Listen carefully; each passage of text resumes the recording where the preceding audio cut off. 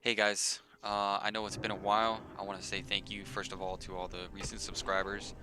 I know I haven't posted a video in a long time. As many of you know, I've been in game design, or rather computer game development school in college.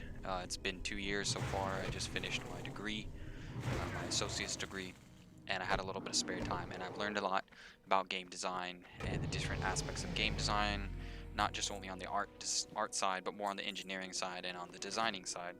Because believe it or not, those are actually two different sides. In this video, I just want to talk about how Classic WoW, or rather why Classic WoW means so much to me as a player that started in 2004 when I was 11 years old.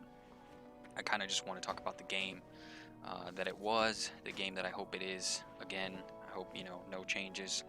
I'll be referencing a lot of things from the book, The Art of Game Design. It's a book by Jesse Shell.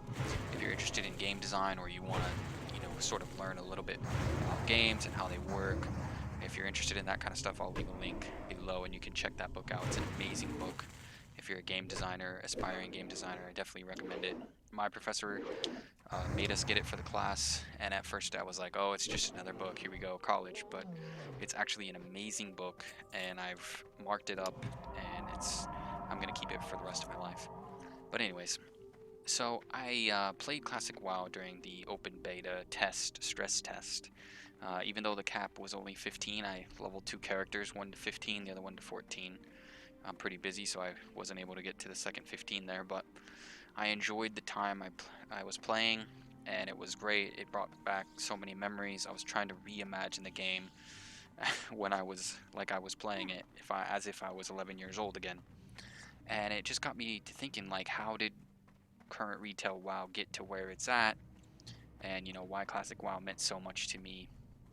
And I may be alone on this feeling, but I have a feeling that I'm not, and that is that a lot of players that played in Classic WoW, like myself, and now that are playing now, have lost that sense of escape, that sense of stress relief, because that's a lot of the reason why people play video games these days, or why they do certain hobbies. Some people like to draw, some people like to play sports, and it's because it's fun. It gives you that stress relief that you need.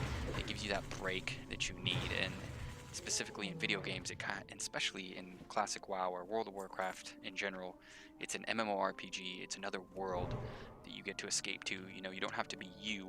You're the Knight of Hunter. You're the orc shaman. You're not a human in a sense in this world as in Earth. You're in Azeroth. You don't have to be you.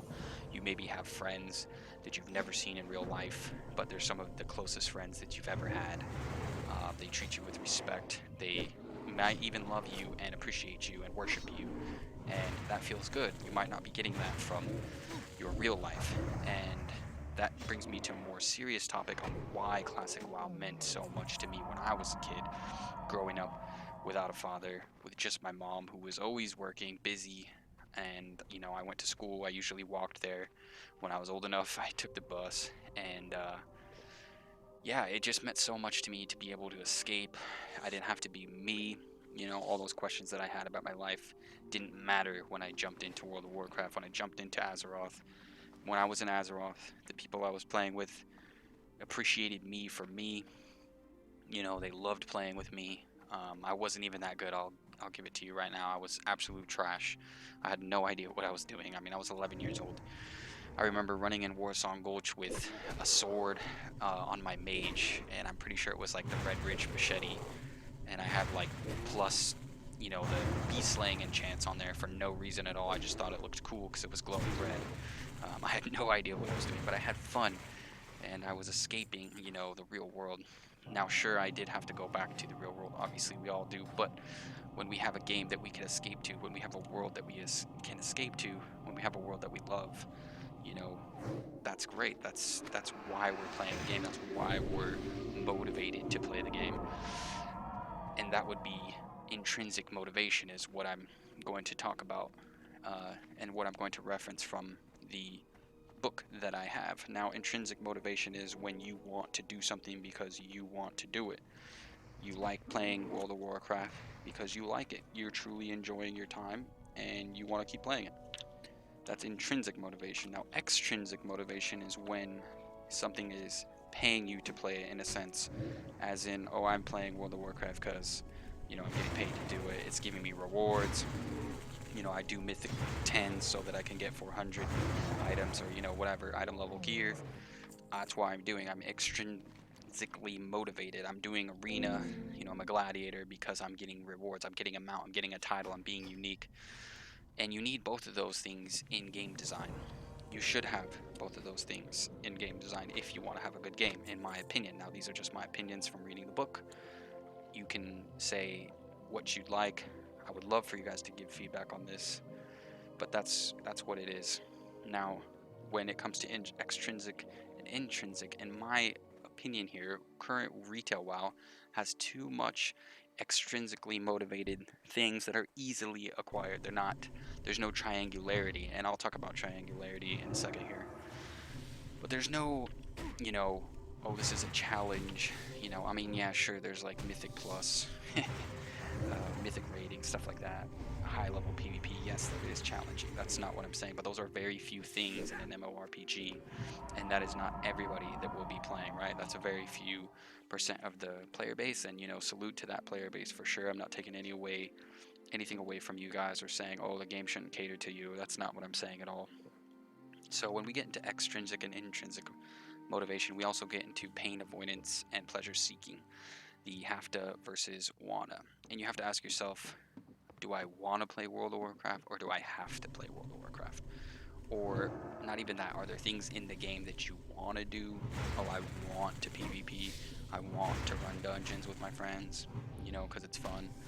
Or do you have to do it, like in World of Warcraft, current World of Warcraft, where you have to do world quests, right? Like, you don't have to, but come on, there's really no other thing to do these days. So you're like, I have to do world quests so that I could get this reputation, so that I could unlock this allied race and repeat that all over again, right? Because that's pretty much what you're going to do. You're going to start at level 20 unless you buy a level boost. And that's really where we're at with retail WoW, I would say, is too much extrinsic motivation, too much have to do things, not want to. There's not a lot of players in World of Warcraft, Battle for Azeroth, the current World of Warcraft, where they want to play the game because they're actually having fun. They're playing, and a lot of people will say, oh, you hate retail, blah blah blah. No, that's not what I'm saying. I think myself and other people who've played the game for over a decade now, we love the game. We don't want to leave the game. We just want to see more balance in extrinsic and intrinsic. We want to see more balance in triangularity. So let's talk about triangularity. What is triangularity, you say?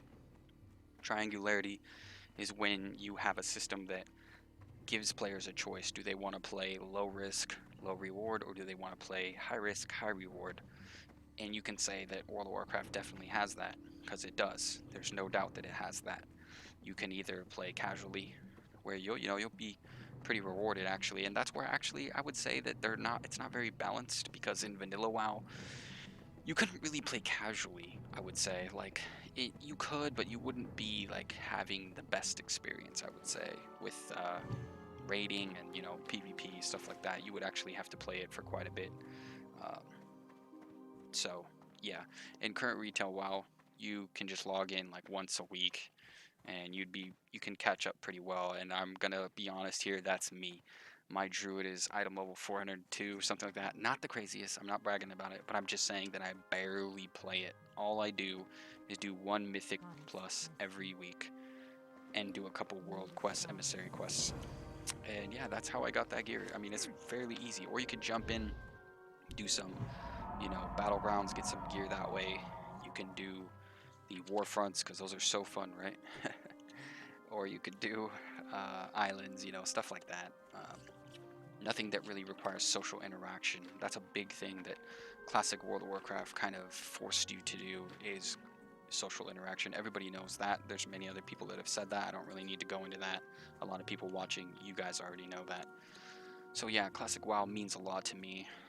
And I know it means a lot to other players, because it's like reliving that moment again, that pleasurable experience, that pleasure-seeking experience. None of classic WoW to me was pain avoidance. None of it was, oh, I don't want to do this, or this is boring, or I'm extrinsically motivated too much, it's easy, you know, stuff like that. In current retail WoW, it's more of a more extrinsic motivation, I would say. And obviously the cash shop is kind of taking a toll on that as well, because there's no real uniqueness anymore. And why people say, oh, why do you bring up the cash shop? Well, you can boost your level, you can pay to race change, you can pay, you know, to server transfer, you can pay to buy mounts, you know what I mean? Like, you can do so many things with real money now. You can buy gold with real money, and it's truly, I think that's really taking away the uniqueness and also the fun in the game for sure. And a lot of people say, oh, well, you know, Time Forged, you're kind of going too serious. That's not true. It doesn't really affect it that much. Well, from a point of game design, it does. Anytime you have, you know, cosmetic rewards that cost money and kind of take away uniqueness. Now, notice how I said uniqueness. Now, if you have cosmetic rewards that don't do that, where it's simply, oh, I just want to change my skin to look cooler, you know, that's fine. It doesn't give you an advantage in the game, right? Like, if you have cosmetic rewards that you can buy for real money that doesn't give you, you know, an advantage in the game, that's perfectly fine. And World of Warcraft, thankfully, doesn't really do that in a way. Like, they kind of do, actually. You could argue that they do with the gold selling. You could, you know, have a bunch of gold, buy all the cool stuff, all the gear, all the enchants, stuff like that. I mean, I wouldn't say that's like the majority of players. Hopefully that's not the majority of players, but I would say that a lot of guilds and raids that are serious about raiding could do that. I'm not calling out any guilds, but I'm just saying, like, if a certain race was, say, the meta for raiding that gave them that much extra advantage, oh, okay, well, let's just all pay to faction change. Let's all just pay to race change. And that way we can get those benefits. If it's coming down to that, which I've heard that it has, well, in that case, yes, that is ruining the game. That is not triangularity.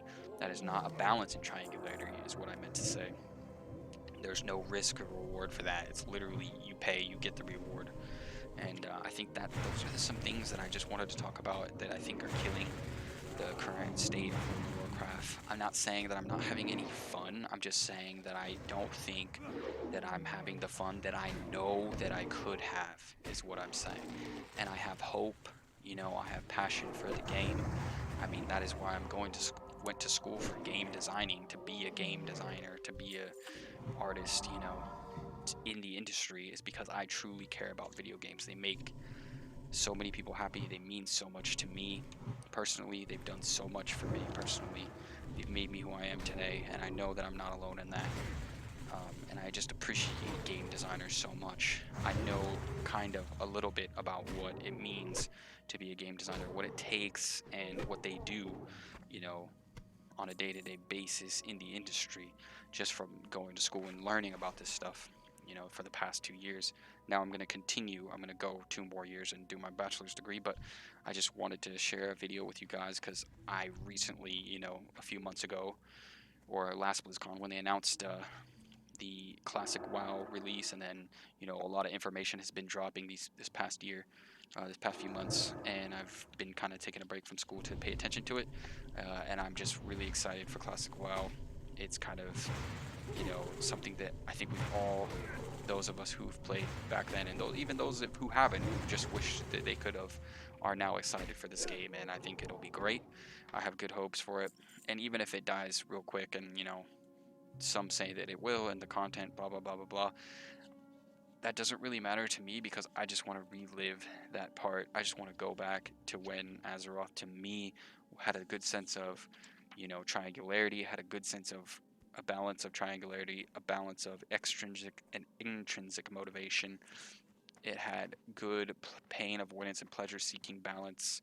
I mean, it was a perfect game, a lot of people would say, on a game design perspective. I'm not talking about programming and bugs and, you know, oh, the player, the class balance, blah blah blah. That's not what I'm talking about. I'm talking about the game design, the game theory of the game, not the actual engineering part where it's, you know, programming and stuff like that. And I can agree that the art, you know, obviously wasn't the best, but at the time it was great. And to be honest, in video games, art doesn't, it matters, but if you have a good game design, you have good engineering.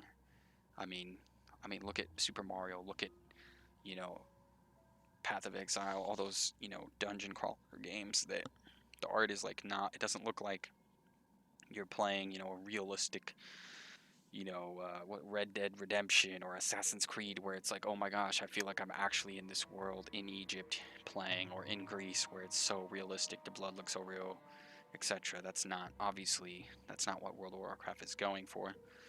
But anyways, that's just all I wanted to talk about. I did enjoy the stress test release. I gotta say thank you to Blizzard for opening that up to the players that they did open it up. I wish they would have opened it up to EU and the other regions of the world. I'm not sure why they did that, but I just wanted to say thank you all as well for watching. If you have any questions or comments, or if you would like me to go through any other aspects of game design in any videos, I'd be more than willing to.